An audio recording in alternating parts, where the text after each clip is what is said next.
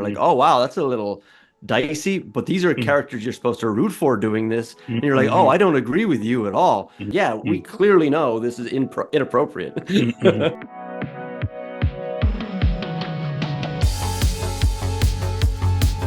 We're going to keep it British. I think we'll open up the British wing of this whole You're gonna conversation, and this is one torpedo that all is my other choices now. yeah. Well, I pitched all your choices, and you know, none of the ones that I said. Like you That's can still true. pick Yeah, more from yeah, any if yeah, you want. yeah.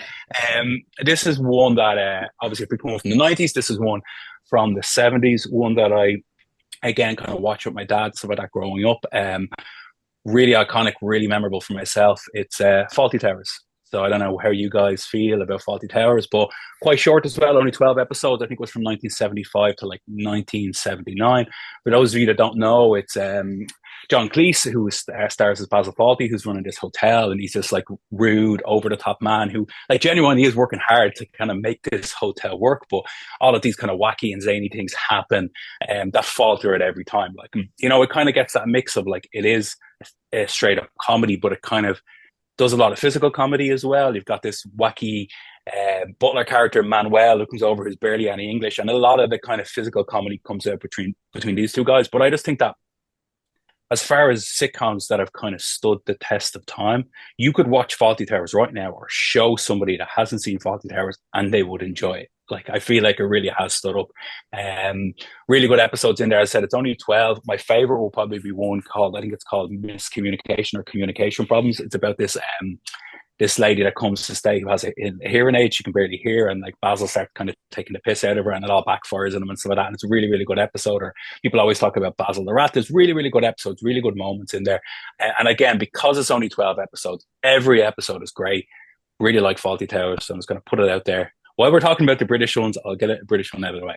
Love it, love it. Yeah, Chris, what do you think of it?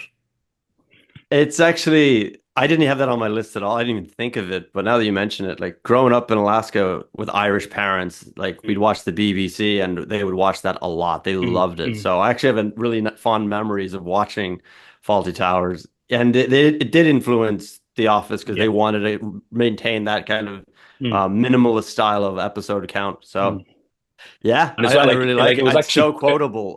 And it just came from this other era, which is amazing how it still resonates, as you say. yeah. Like even when it comes into the DVD era, which was Mm, amazing for The Office, mm, like that came in and was introduced to an entire new yeah. generation, which is pretty great. You know, is that we didn't have any access to it, like it was just BBC or whatever. But they used to do this thing. I don't know if you've ever seen it in Ireland, probably before you even moved here, Chris. Was in the Sunday papers every week they would give away free DVDs that had random Oh, stuff I on it, and remember that. one of them was an episode of Fawlty Towers, and me and my dad just kept watching this one episode over and Mm. over again because the DVD box set hadn't come out, like, you know.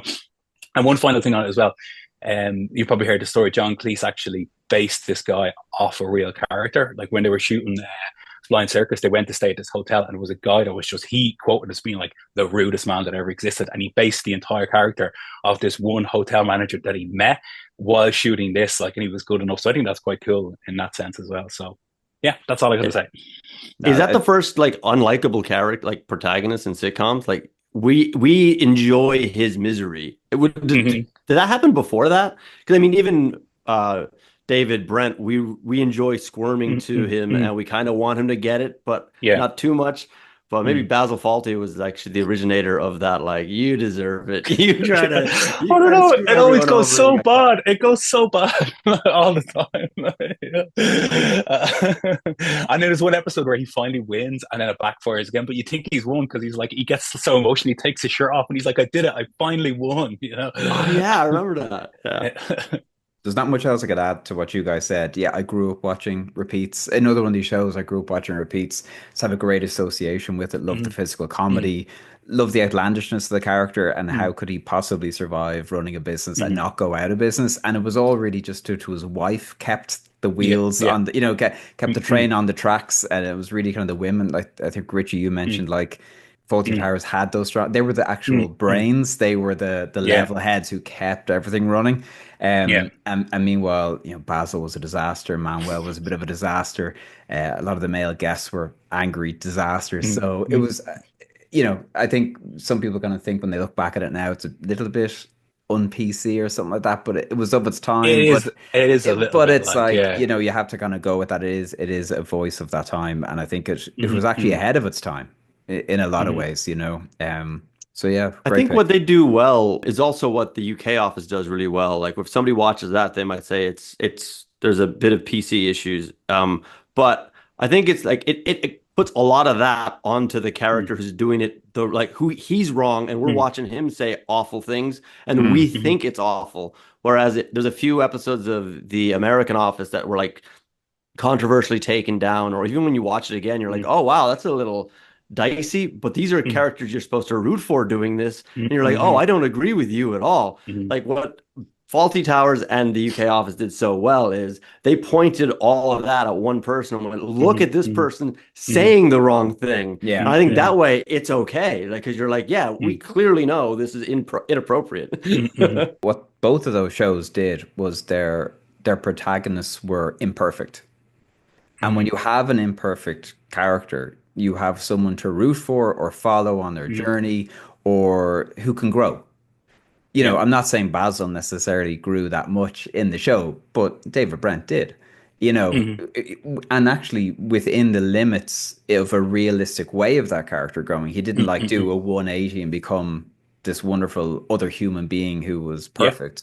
But the character had room to grow. And I think that's Hmm. missing in a lot of sitcoms in particular, is that the character you Hmm. begin with is the character you sort of end with, because the tradition Hmm. of how sitcoms in America Yeah.